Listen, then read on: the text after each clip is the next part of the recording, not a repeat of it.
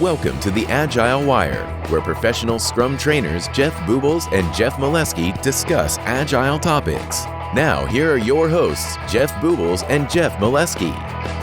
And we are recording. All right, Mr. Boobles, kick us off, man. We got Jurgen joining us today. Jurgen, I don't know. When I hear your name, the first thing I think about is your Management 3.0 book, because that was really influential to me. But you've done a lot for the Agile community over your years. So maybe you can just give our listeners just a little background about yourself. Yeah, for sure. So actually, I'm a software engineer. I studied at the university in Delft in the Netherlands. But my interests have been much broader than that. I like marketing, I like finance, I like management and entrepreneurship. So I've never been the typical nerd or geek. And I sometimes jokingly say that they probably begged our managers to promote me away out of the software teams because it did more harm than good.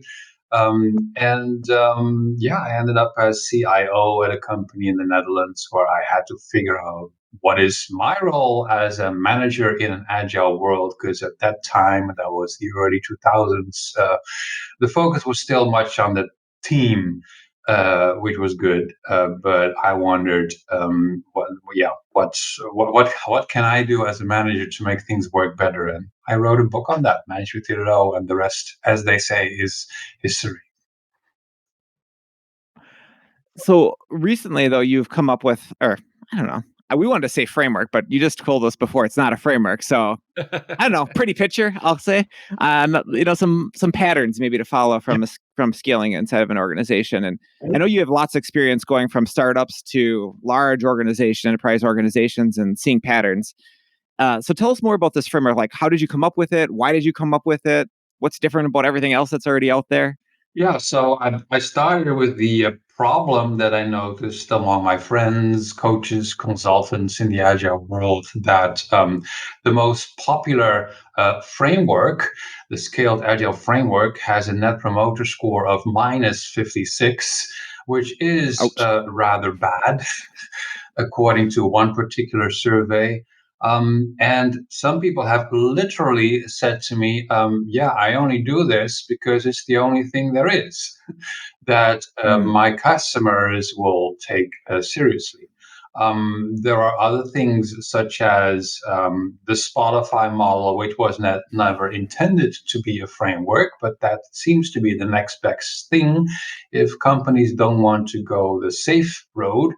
And then there are these eccentric models such as holacracy, which are simply too weird for most organizations, and rightfully so, in my opinion.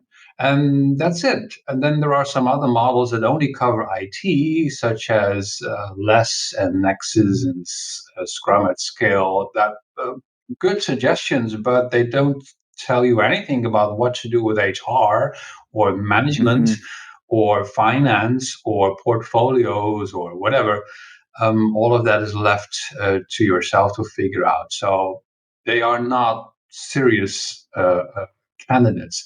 What I wanted is offer another option in that row, in that among those choices, and I call that the Unfix Model. And indeed, I call it not a framework; it's a pattern library. That would be the most accurate description. It's just a collection of optional patterns.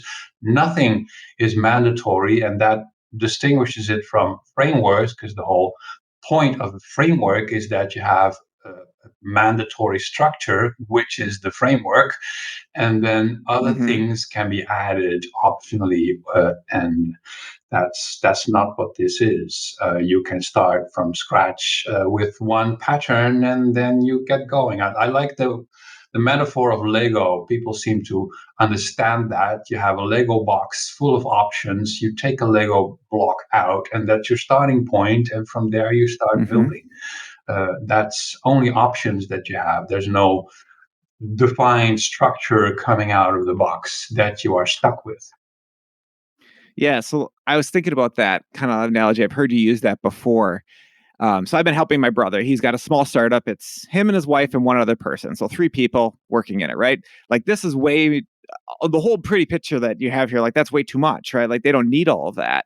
they run something that's pretty much Scrum, but like even their retros are like, hey, we're having dinner and we're sitting down and we're having a conversation. Like that's a retro for them. Like it happens in the moment, right? Like there's a lot of informalities, less boundaries when you have less coordination costs with less people. So maybe in a smaller group of people, you wouldn't need all this. But as you scale, I think you say like 150 people, right? Like you need more context to put something around that as you're building in the Exactly. value Well, stream. Scrum is a nice example, or Kanban if you prefer. It's one team, a couple of people, maybe a handful.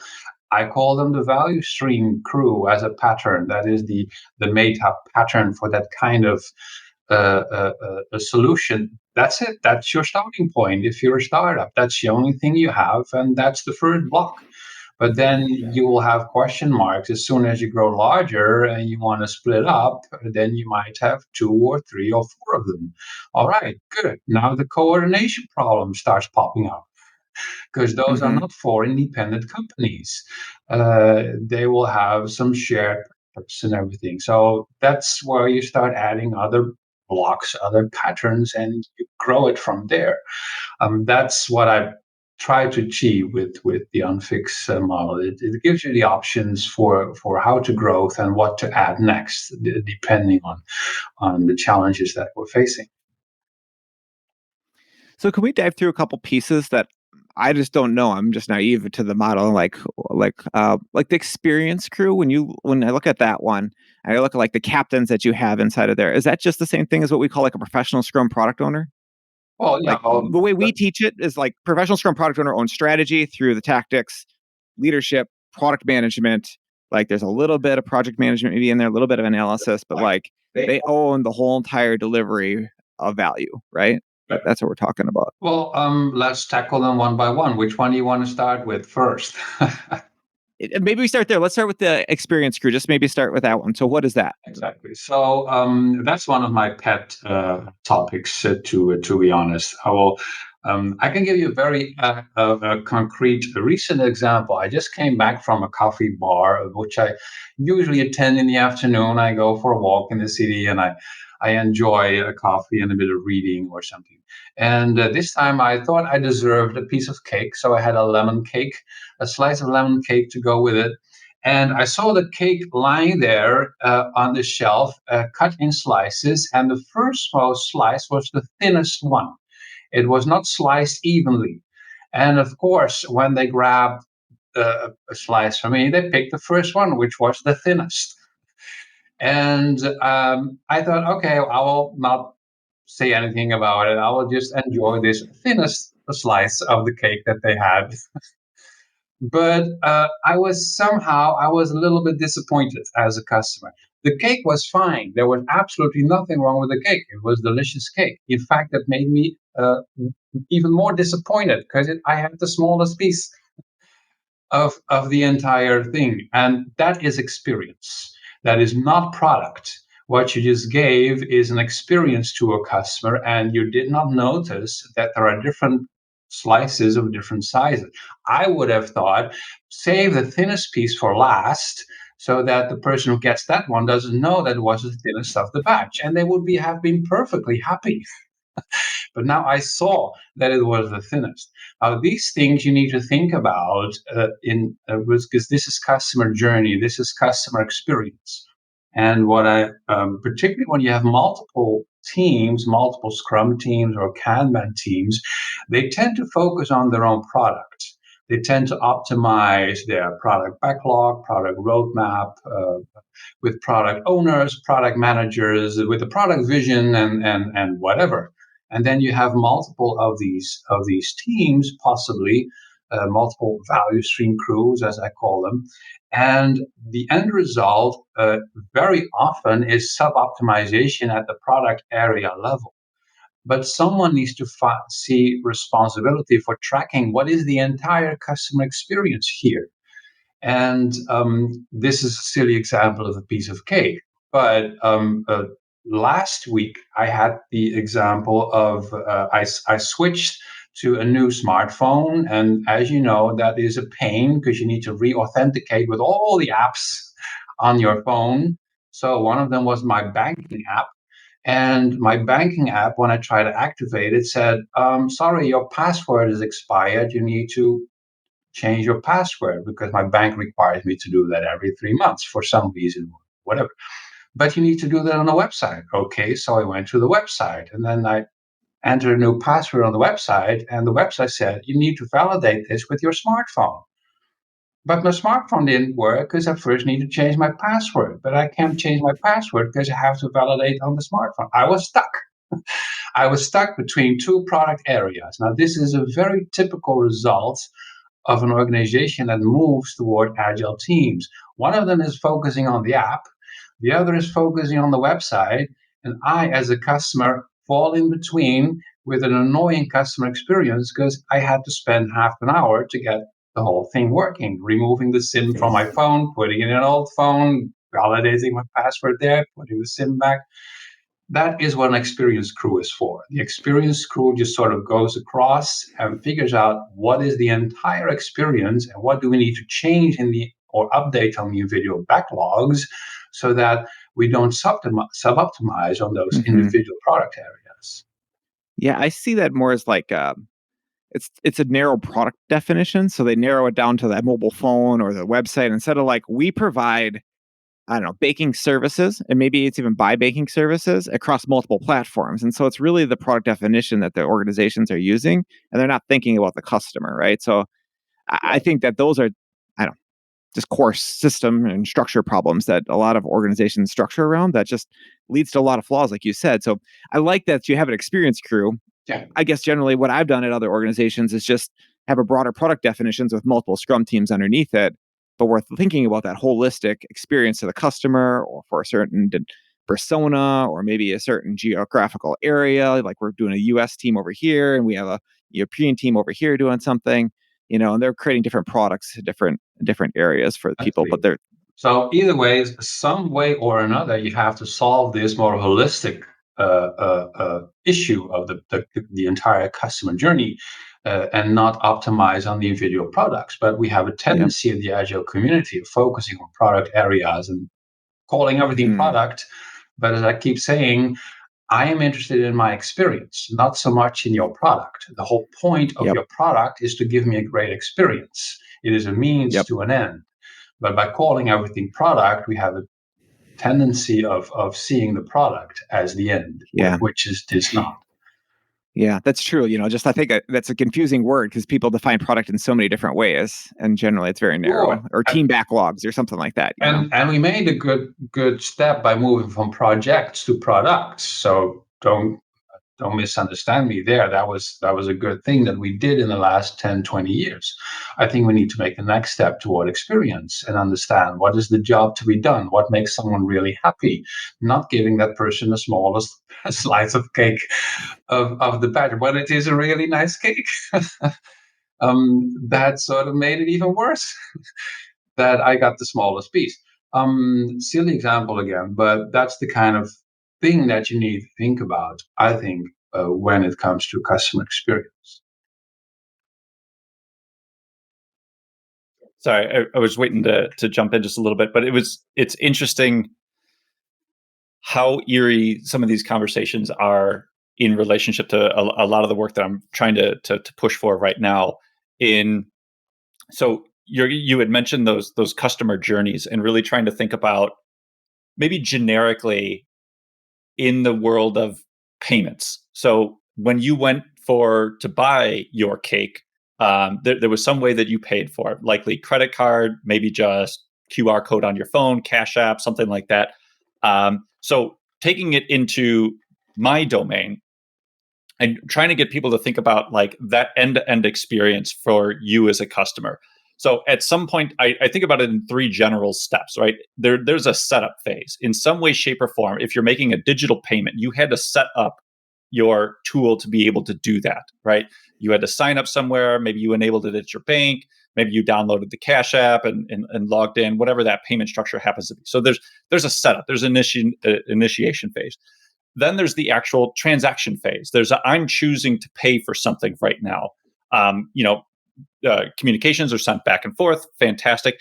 And then there's some type of like follow-up phase. Maybe you get a notification that, hey, your payment went through, but maybe you want to go back and take a look at your transaction information, see, hey, when did this happen? I'm not so certain about this. Fraud, risk, all that stuff kind of goes into there. But like if we think about that as a journey, like what you were just talking about, as a customer, I may come in and interact with that journey on different platforms. And as an experience, we need to really be thinking about how we deliver that experience to our customers in regardless of the channel or the platform that they are coming in with. And so I've actually been having this conversation internally about, instead of fixating on I'm the web team, or I'm the mobile client team, or I'm the whatever the platform team, really trying to think about and strive for teams to be thinking about it more end to end, almost with who's the persona that we want to be focusing on for that.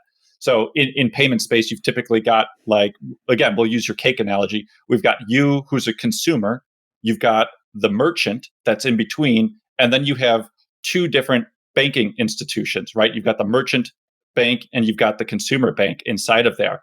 And all of those have a different journey that's associated with whenever that transaction is going on, and really breaking it down to understand, like, what is the job that I'm trying to do in each one of those phases, and think about it as a cross section.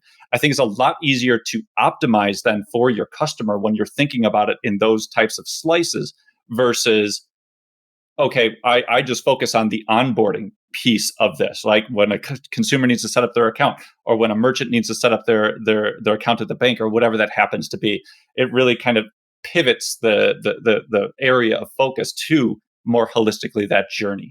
Yeah, So exactly. And I just finished a case study on the second largest web shop in the Netherlands, using my Unfix model to sort of describe how they organize themselves. And of course, they run into these things all the time, because they are as agile as they can be, but they have to cut up their customer journey into different teams, because things are so large. So you have teams focusing on awareness of customers to get them to the web shop. You have a team just focusing on finding stuff on the web shop, and then another team doing the checkout, and another team for delivery, etc., etc. So every time the customer sort of handed over to a next team who focuses on the customer for a specific section of that customer journey.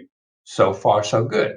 But also, they told me that there is this danger of these teams focusing and optimizing their area.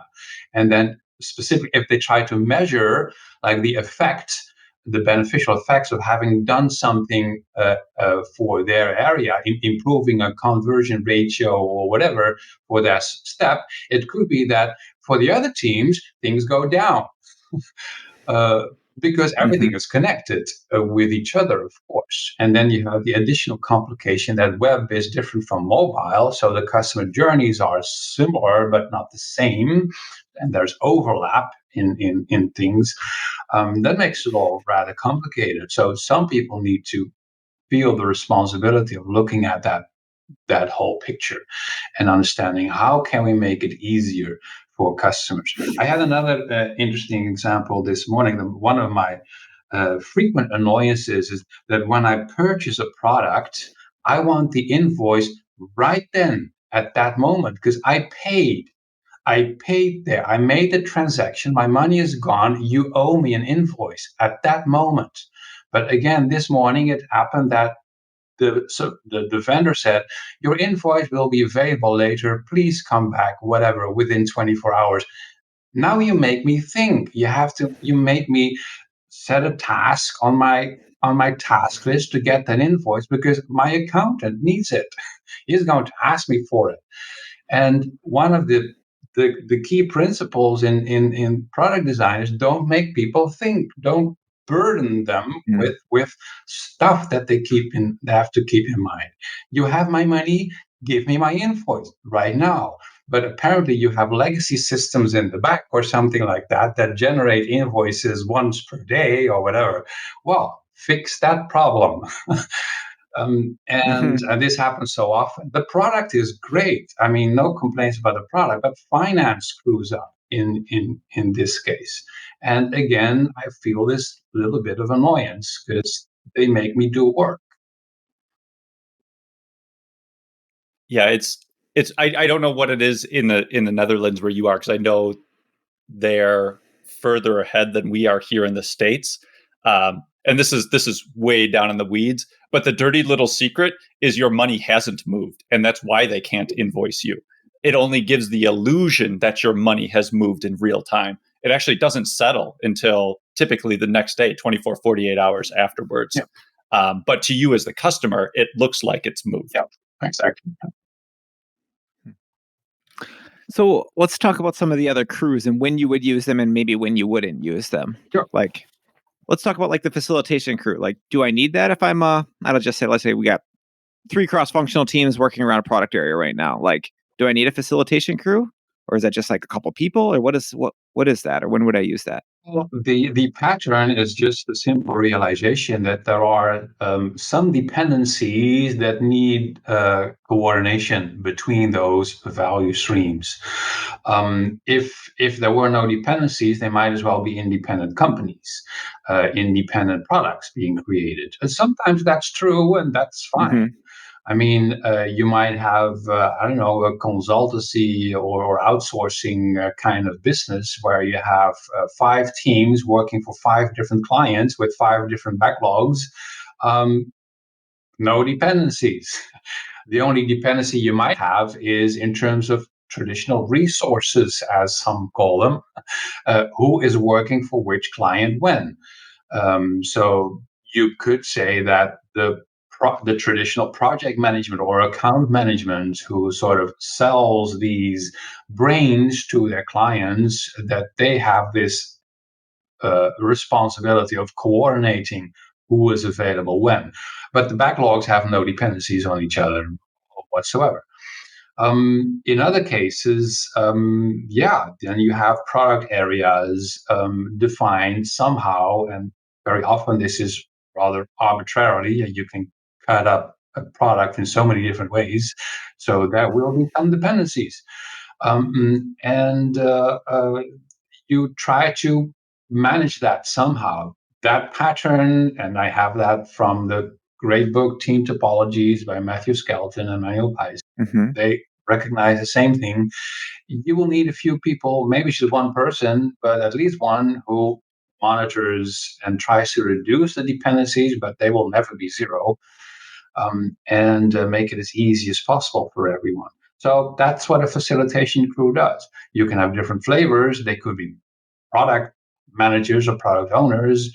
They could be account manager, account owners. They could be Architects from like technical standpoint, right? Like, you see those people in those roles in organizations anyway. They just don't usually have the name around. We're part of the facilitation crew. They just do the work and they're connectors, right, inside the organization. So let's see them as the connectors. Their goal is not to do the work themselves. As much as possible, just let the teams do it. But they need that. Someone needs to do the monitoring of the dependencies between them, and it could also be just though if you have 5 teams, that each of them has one representative getting together with the other 4 teams once per week to talk about how do things depend on each other.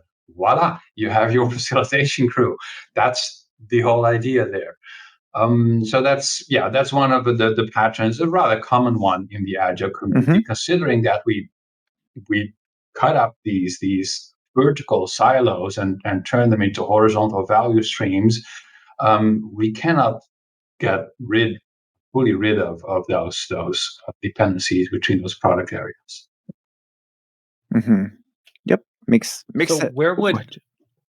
Sorry, I was just kind of thinking through this in my context.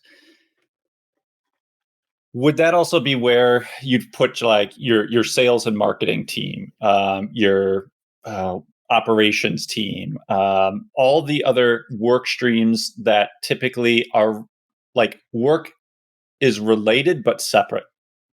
I usually see sales and marketing as a separate value stream because they create awareness.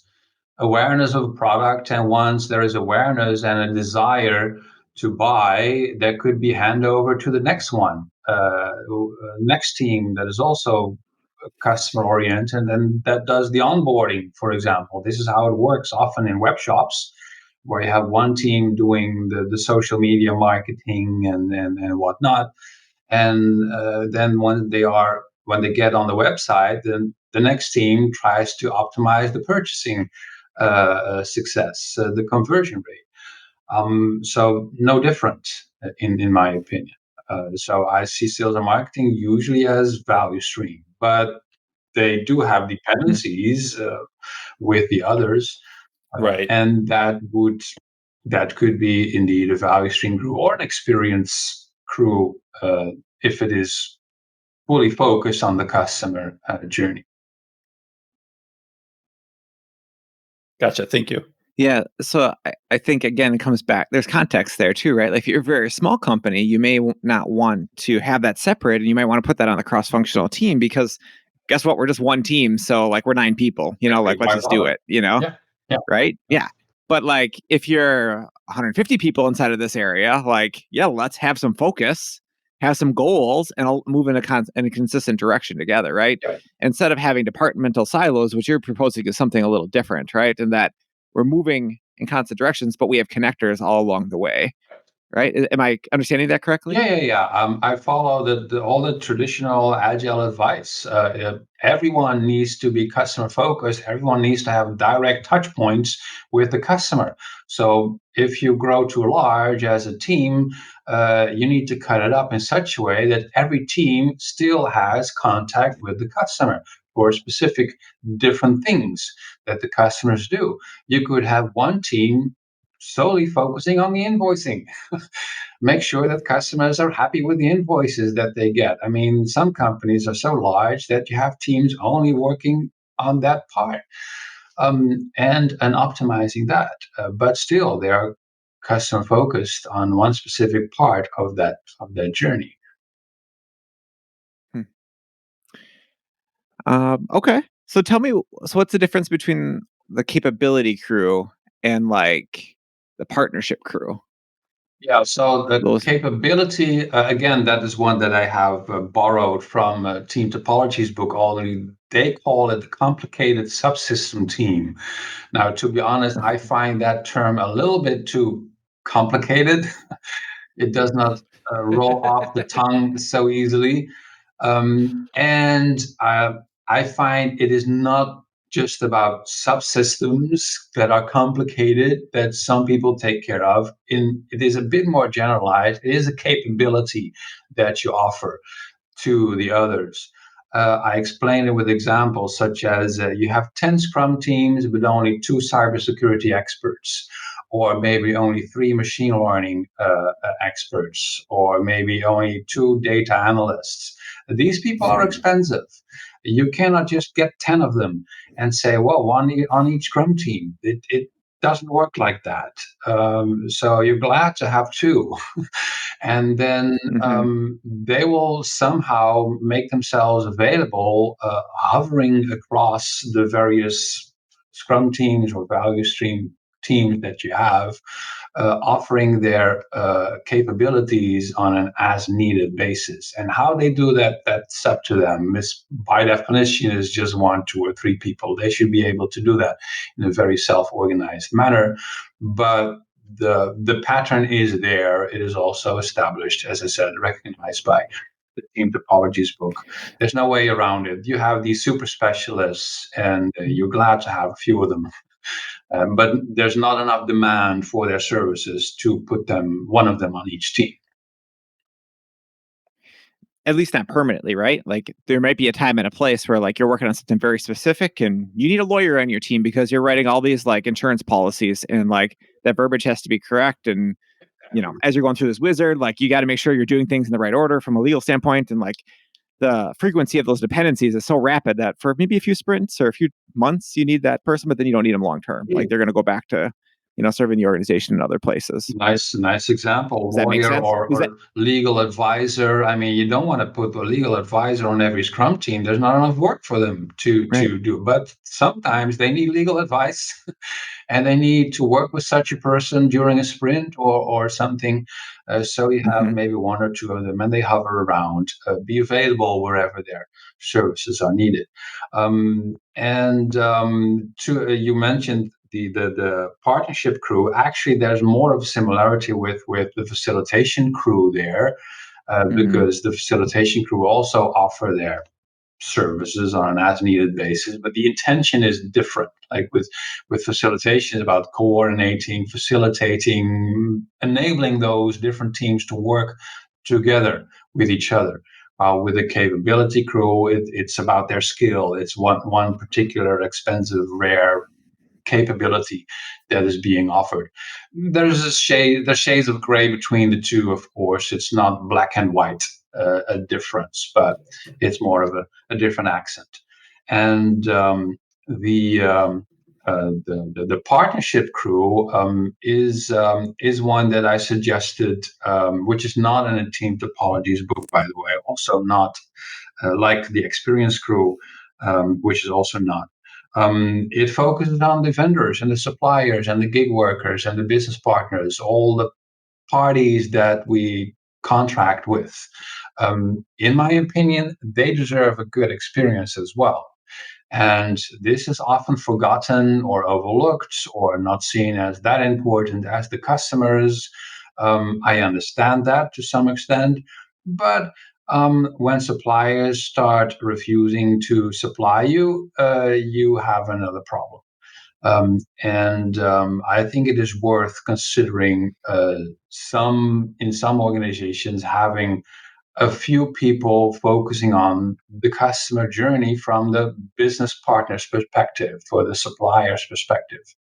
I only need to name Netflix as an example, who I'm very sure have a couple of people focusing on the experience of the TV series producers and studios and whatnot, because if they don't like working with Netflix, they can go to quite a few others nowadays to sell their programs to competitors. So of course, Netflix need to make sure that their partners are happy, it's that same principle as the experience crew, only on the other side, but it's mirrored. So one of the things that has been going through my head here, going back to where we kind of started the conversation, was you articulated as model, patterns, options, and for better or worse, when we're thinking about frameworks give you the literal framework, the literal starting, the literal structure. So where does one start with Unfix? Like if these are just options, models, patterns, like where do I start with, and where do I start to know to pull in as somebody who's never been exposed to this before? Well, where do you start climbing a mountain? It depends on where you are, which side of the mountain. And if you prefer an easy route or a more difficult one, it's the same with organizations. If you start from scratch with a startup, things are relatively easy. You start with a Mhm. value stream crew, your typical startup team of 3, 4, 5 people, and then you just grow from there. Add blocks whenever needed. If you have an existing organization, which probably more often the case, you have many options. Maybe you already have some Scrum teams in place. Well, voila, you have the first patterns already implemented. That's great, because that's the value stream crew that you have there. You might want to coordinate things among them, and that will be a facilitation crew, probably already doing some things that the Unfix model is suggesting. However, the model does come with a few built-in constraints. Like the Lego blocks, you cannot put them together in any kind of way. No, they can only put together in certain ways, and that is by design. So Lego is and Unfix are 90% descriptive, but maybe 10% prescriptive, because there's some things you cannot do. And one thing I don't want people to do, for example, is have managers all over the place. That's not Mhm. allowed. The model does not allow that. So if you have a manager on a Scrum team, kick her out. She doesn't belong there. If you have a manager on the facilitation crew, it should not be there. The managers have a particular place, which is the governance crew. That's the management team of the base, of the tribe. Because, as I say in Management 3.0, manage the system, not the people. Someone is responsible for managing the constraints around self-organization. That is a management job. Management is of systems, in my opinion. And one, two, or three people should feel responsible for that. Then we call them the management team. And I call the patron the governance crew because it's governance stuff. But keep them out of everywhere else. Let those other crews self-organize in any way they want. Keep it horizontal.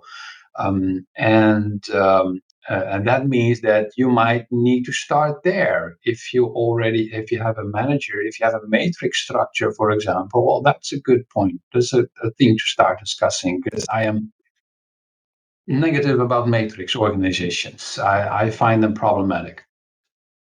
What are the biggest problems that you see with the matrix organizations? There are two problems. First is that they tend to lead to big fat middle management layers of managers Yeah. coordinating stuff with each other, and people feel that they report to multiple managers. First of all, they're functional managers who is officially responsible for their compensation and end of year performance evaluations and whatnot. And then there are the product or project managers that they report to, in some cases, even regional managers. Then you have a cube instead of a matrix. And all Mhm. those have to coordinate with each other as who is available when and where and who performed how well, whatever. So a big fat middle management layer. Another interesting side effect, what I read recently in one of the organization design books, is because people have multiple managers, or that's how they feel, how the power structures work, and those managers are in different parts of the organization. If those managers do not easily see eye to eye and can get along very well and have personal relationship with each other, they tend to escalate things further up. And Mhm. the larger the organization gets, the fewer of those managers know each other, and the more issues, problems get escalated further up, because the project manager and the line manager don't agree, and they're like, okay, whatever, let's bounce it up one more layer until things end up at the highest levels of the organization, where finally the lines get back together again. And the result is that you have a more centralized organization where literally the decisions, the conflicts at the lowest level of the organization have to be discussed in the executive team of the company, because that's where the lines converge. And so there's this interesting unintended side effect of such matrix organizations becoming more centralized in how decisions are made, which is nobody's intention, but that's the emergent result.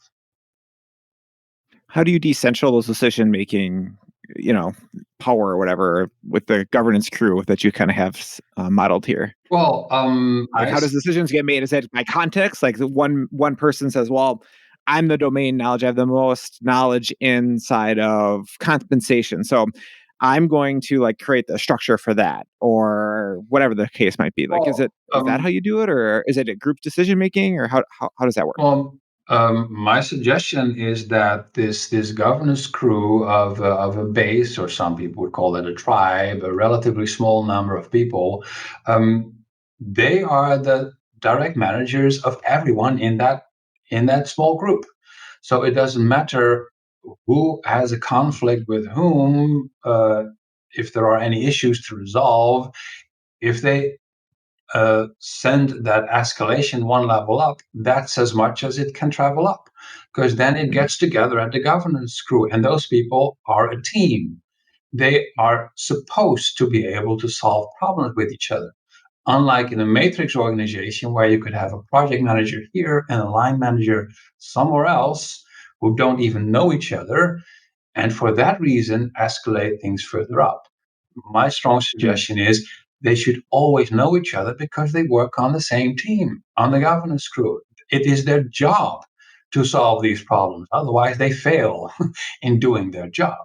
So it is like in programming language, catching every exception at the next level and not allowing them to travel further up the chain. That is the job of the governance group. So is there a specific like pattern inside of the governance crew, or do they just need to kind of figure that out from like their boundaries of like ownership? The pattern is whenever there's a problem in their base, they need to solve it. That's it. That's the pattern. Okay. And how they do that, I only do organization design with the Unfix model. No processes, no how to do decision making whatsoever. There's plenty of resources and knowledgeable people Yes. out there who can help with that. I just say these people in that little blue box, they should solve the problem. Close the door and don't leave them out until they solved it. Makes sense. So tell me about the capability crew versus the platform crew, because could they kind of be mixed at times? I'm just thinking about maybe those security people we were talking about before. Maybe they actually need to be part of the platform crew as we're trying to get PCI compliance for, being able to take, credit card transactions or something like that. Yeah, Or good question. So again, this is a bit of a difference in accent or intention with a platform. The idea is there is an API. It's a supplier. It's a vendor. You get a service that comes perhaps even with a service level agreement, and you build your stuff on top of what they offer. So I had this in the past where we started out as one group of people, but we noticed that the product was emerging because we were building the same things again and again for our customers. So that became a product that became the platform team, first within the same tribe, then it sort of moved out and became its own company. That's a sort of natural progression. Actually, they became bigger even in size than the original project organization that they emerged out of. That is typical for a platform crew, that they sort of in this intermediate stage between, okay, we don't do the work on the Scrum teams anymore because it becomes too much for them to maintain their own product. It would be nice if this became its own base, its own tribe, its own company, but it's too early for that. So we have this platform team stuff. That is a bit different from like a capability where indeed you have a legal expert or a data analyst or two top-rated designers or something who help the Scrum team. Then they actually sit with those Scrum teams for a couple of days, do work, and then move elsewhere. I like that. So correct me if I'm wrong. So each of the value stream teams and the platform team could almost have their own P&L. Like they could potentially be set up as their own company. Is that like a good rule of thumb as you're thinking about your boundaries in between these different areas? In theory, yes. I mean, that's the whole idea of scaling, that things could become bases, tribes in their own right. Whether it is a facilitation crew or a platform crew, when they get larger, they could at some point offer their services as an independent provider of a service. And then we get to a real networked organization where you have these bases providing stuff to each other in a non-hierarchical fashion. So thoughts on like, this is a typical pattern, right? Like you see a lot of organizations, they grow up and, well, I got to go to that facilitation crew and what they might call them the PMO or something like that in their organization. But I got to go to that crew and get this service from there. I need some product management, or I need an agile coach, or I need something else to help somebody to help me some way. And so they'll have to go there. instead of maybe going to an outside vendor where maybe they could have got it a better service or cheaper service than what it actually costs the organization, but they're forced to go internal first. So does the network that you're kind of supplying here, you're kind of like saying, well, we're going to give options to these value streams where like they can go internal, but where they also could go external and they kind of can make the choice on what's the best thing for them? Indeed, that is sort of, I think, the ideal situation where you could end up with a true open network. My inspiration is a company called Hire, which is a Chinese company in Qingdao. I was there 10 years ago. Actually, the CEO wrote the foreword for the Chinese translation of Management 3.0, Mr. Zhang. And at the time, they were already reforming themselves to a network of 3,000 micro enterprises, as they call it. That would be their term for what I call a base. Just 15 people focusing on one core thing and delegating everything else to the rest of the network. And the funny thing is that they asked me for advice how to run this network. And I was like, my God, I have never seen something like this before. This is so cool. This is so inspiring.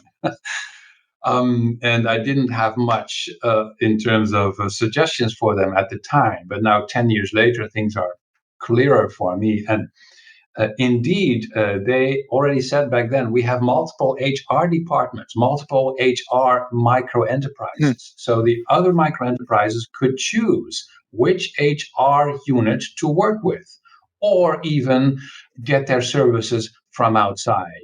Because those HR units really not only have to compete with each other and collaborate with each other, but also with the rest of the world as a true open network. And this is how Hire has grown. And there are now, I don't know, nearly 100,000 people or something like that. 4,000 of these micro enterprises. They're called one of the most creatively managed companies in the world, number one in Internet of Things, etc., etc. So they figured it out how to do this networked approach. And they only have 2 layers of management in between the CEO and all the workers in the factories. And they make vacuum cleaners and computers and air conditioning, etc., etc. So if they can do that, we should be able to do that in IT as well, I believe. And indeed, Mr. Zhang was insisted that those units can not only purchase their services from within the network, but if they find a better option outside, fine, do that, because it is all part of how the network is supposed to evolve and create better experiences for everyone. So we had this guest on a little while ago. His name's Gary Hamel. I don't know if you're familiar with Gary's work, but he had said this quote, and it reminds me kind of what you just said, and I just want to get your opinion on it. So he said that the problem with capitalism is that we don't have enough capitalists inside of organizations, is what he was referring to. And so I think what I heard you say basically is like, we need to align everybody around an outcome, around the customers, around providing value to an organization, to a market. And if we do that competition within capitalism, like having multiple HR departments and you could pick and choose which one's better able to serve you as an entity, like that's going to only make everybody better, because if you're not providing the quality service, then they're going to go to the other one inside of your organization. It's going to be really easy for that to happen. Well, I read his book, Humanocracy, recently, and I know he referred to Hire. There's an entire chapter on it, on the company. I try not to use the word capitalism too much because it is overloaded these days with negative associations. Though, in my opinion, capitalism is nothing more than economic self-organization. It has no values. It has no ethics. That is what we as humans should have to it, and indeed we do that badly in many countries. Anyways, at Hire they call them entrepreneurs. I think that is a better term. Mr. Zhang said that he wants all the employees to be entrepreneurs and have direct one-to-one contact with customers. He called it zero distance between the entrepreneur and the customer. And he said that is the next step after zero waste, which is what Toyota has become famous for.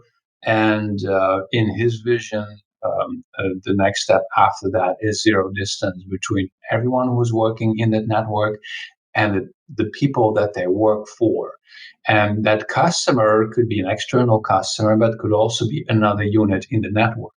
But as long as they provide service to each other in non-monopolistic way, then they can become entrepreneurs. And the problem is in many organizations that there are these monopolist units such as HR or finance or whatever that see the CEO as their customer and not anyone else.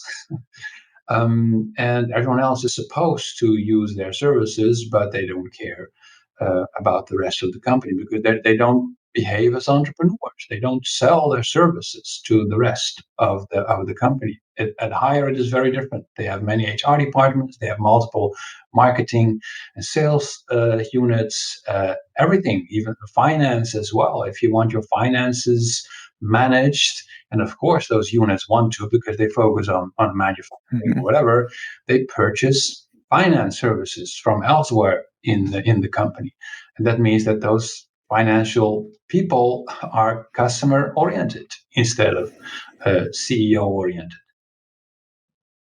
Yeah, and Jeff, Jurgen, I think you hit the nail on the head in there. As I was thinking, Jeff, you had mentioned capitalism, but I think it's less the capitalist and more the antitrust, right? Like when we get rid of the monopolies, the whole point of antitrust is to defend competition, not the competitor. So when you start to defend the competitor, that incentivizes people to push and strive for monopolies, push other people out of the market, et cetera, for the sake of eliminating competition. But when you have competition there, that ensures that in a competitive environment, you are focused on the outcome of value for a customer. Right. And so I think so again, just less about capitalism and more about do we have a competitive environment where the only way to succeed is by delivering value to a customer, whether we think about that as an external customer or an internal customer who is purchasing services or value that we are looking to provide to them. And that's just again and again in my head, because Jeff, we've had this conversation numerous times, but it's like, once you become the monopoly, who cares? Like if my customer can't go to somebody else, I don't care about them anymore. I'm their only choice. So why incentivize? Why do anything better than the baseline minimum? Why not jack up prices because they can't go? There's just so many negative things that come when antitrust is removed. Right. And at least in financial sectors, like that's a big topic for us as well. Indeed. Sorry, Jurgen, go ahead. No, indeed. And I'd like to point out, we talk about competition, but there is an equal amount or even more collaboration happening in the network. In complexity science, we sometimes refer to this as co-opetition, right? It's the combination of competition and collaboration. For example, at Hire, they noticed that in the beginning, the units were too competitive. Once they made that switch from hierarchy to network, because this is the first thing that people do, they start competing, and that's good, but they had to be nudged to become more collaborative with each other. And that is a typical governance thing. That is what the CEO had to think about. How can I make them a bit more collaborative by setting up the constraints in the network, adding a few requirements on how they're supposed to work with each other, so that there's more collaboration than competition. And I don't know the details, but they have certain formulas that determine if a unit that is external customer facing, they get the money coming into the network, for example. There needs to be certain kind of kickback fees to everyone who is working with them in the back. So they figured out a kind of way to nudge the network towards more collaboration. Yeah, I think it's actually percentages, right? So it's like, well, if we take in $100,000, well, you get 5% of that. Well, if we take in $1 million, well, you still get 5% of that. So like everybody's invested into that customer outcome of what actually happens. And then there's certain percentages that go back to the different groups that are helping to, make that happen. Exactly. So yeah, I like that. And those are the kind of I don't know if we were. things that I love, that you need to think about as the manager of the system instead of the people. Like another one that I like is that they measure all those 4,000 micro enterprises and their performance, and if performance is bad, uh, uh, 3 months in a row or something like that, it automatically triggers a re-election of the management of that unit. So they say, okay, let somebody else try to manage this micro enterprise, because maybe that will turn things around. That's another example of a constraint. Mm-hmm. Yeah, thinking about like patterns that maybe we want to favor. If we think of ownership, I think it's more like shared risk and reward by the many over having shared risk or just having few people having risk and reward. That's our typical organization. It's usually just top level leadership or management that have bonuses or like big things tied to outcomes from a customer standpoint, or maybe not everyone can see that. But we're just trying to say everybody should have some type of, I don't know, visibility, ownership into that shared risk reward where there's consequences if we don't hit something, but there's also upside if we do hit it. So when we're all aligned around that can be a pretty great rallying cry for most people when you have shared goals and they feel like there's an advantage if we hit them, for me personally. So I don't know. We've talked a lot about structure here. I don't know. Is there anything else we wanted to talk about the Unfix? Otherwise, I'd be up for pivoting to talking about like, how do we make this a happy place to work for the people inside of this? Well, I believe that's a job for the governance crew, the management team. They are responsible for the success of their units, and having people love working at those units is part of that equation. So that is why I keep saying that the base or the tribe or the micro enterprise, whatever you want to call them, has to be relatively small, because people leave organizations because of lack of sense of belonging, lack of sense of recognition, etc. Mm-hmm. And psychological safety is another one. And you only get these in relatively small groups of people. I cannot feel psychologically safe among 4,000 people. I cannot feel a sense of belonging or recognition among 100,000. That's too much. Which is why the Agile Manifesto itself does not scale. It was never designed to scale. As it is defined, the 4 values and 12 principles, they never had scale in mind. It applies, all of that is true. It applies at the level of the base, of the micro enterprise, where you have this small group of people where everything can self-organize, everyone trusts each other, they know each other, they can rely on each other, and that only can happen in a relatively small number of people.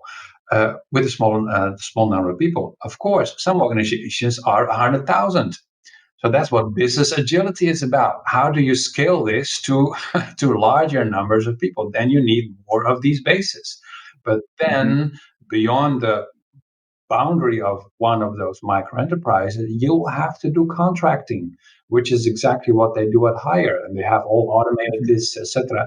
But they sign contracts with each other because you don't know them, because you need to have basic rules in place of how do we work with each other in a fair manner in that larger network. So yes, they do have contracts beyond the boundaries of the base, but within they you don't need to. Well, of course, employee contracts, but that's sort of a no-brainer.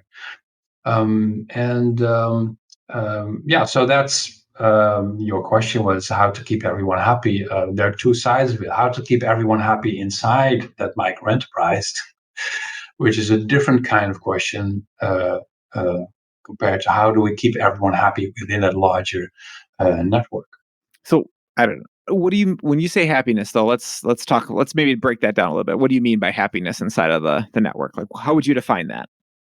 What does that mean to you? Because you wrote a whole book on happiness inside of an organization. So tell me what do you mean by that? Because there's nuance there. On the way back home just now, I was listening to, I think, the 4th episode of the Philosophize This podcast series, which is this episode was on Aristotle. And he defined it as well-being, or what was it? Leading a meaningful life, or something like that. Everyone has their own interpretations of what happiness is. Leading a good life. What does that mean? You go in circles when you try to define happiness and things like that. For some people, it is having a purpose to strive for. For others, it is social connectedness. For others, it is having a legacy, knowing that you're not entirely dead when you're dead, because things exist after you, whether it is your kids or your work that you created, or in my case, ISBN numbers that I am happy to leave behind. For everyone, it's a different interpretation. I think the point of management is to understand for the people that they work with, what makes them happy. What is it for them that is important? Because everyone has their own interpretation. So figure it out. And by the way, it's the same. It's the same for customers, right? They call that the job to be done. What is the role that our product plays in the larger life of our customers and users, so that they are just a little bit happier than they were before with their relationship with our company. Yeah, it could be many different things. I am happy with the running shoes that I have. I love Brooks running shoes. For several years already, I have purchased the same type because I found they're the most. What type do you do? What type do you get? I get adrenaline, so that's my favorite. I have glycerin. Glycerin 19 they are now. I have them from 16, I believe. And it made me a tiny little bit happier when I saw that the CEO has written a book on the company, on their turnaround, because they were nearly bankrupt many years ago or something, and now they're one of the leading brands in the industry, and that in itself is an inspiring tale. I haven't read the book, but as a customer, it makes me enjoy my shoes a little bit more, knowing that there is a story behind it. It makes me a little bit more proud of the shoes that I'm running on, because it now becomes part of the story that I enjoy as a customer. And it's a silly example, but these are the things that people crave when they have relationships with their products. And for me, it's this, but for you, it could be something else. Yeah, I don't know. For me, the happiness is, I mean, it could be, right? Some people think about it as pleasure. Some people think about it as purpose. I think more about peace and no regrets. Like if I can end a day with like, I'm at peace with what I did and I don't have regret anything, then I had a pretty good day and I'm pretty happy with that, So yeah, fair enough. Yeah. I don't know. We've covered a lot. I feel like in this podcast already, and I don't know, just want to sum up a couple things that I was thinking about. I don't know. I started this as we were talking, but I don't know. Maybe you guys can help me think of some other ones. I like to think of things that when we're talking patterns, like things to try, things that maybe favor, and things to avoid. So things to try, putting boundaries around teams of people so that they can have focus when it makes sense. Focus on customer experience everywhere, like not just the people that are building the product, like for a specific thing. Shared goals is another thing to try. Ownership, shared risk and reward as a favor, and then avoid local optimization. Any other ones that you feel like we covered deeply today? Mind the size of the slice of the cake. That's an important one. Okay, there you go. Try to not give the first small slice away. It's the smallest slice for the last customer. Yeah. Yes. Love it. All right. Well, thank you so much for joining us. This was a great podcast, great discussion, great insights. Definitely makes me think and reflect, and that's a sign of a good podcast. So we really appreciate it. Is there anything else that you want to, plug to our listeners or promote? Anything else that's in the near future that they can connect with you on? Well, I just started less than half a year ago with the Unfix model. It's a work in progress. It's a Lego box, so new blocks will be added over time. I'm pretty sure it's evolving. I happily invite people to discuss that with me in the community. So join me at unfix.work. We talk there about things that are missing, things that are not clear, needs to be explained better, etc., etc. But so far, many people seem to like that this is a pattern library and not a framework. Lots of options, but you choose where to start. And I hope some people will join me on that journey. Thank you for listening to the Agile Wire. We are consistently inspecting and adapting ourselves. We would appreciate feedback at feedback@theagilewire.com or on iTunes, Spotify, or Google Play Store. See you next time.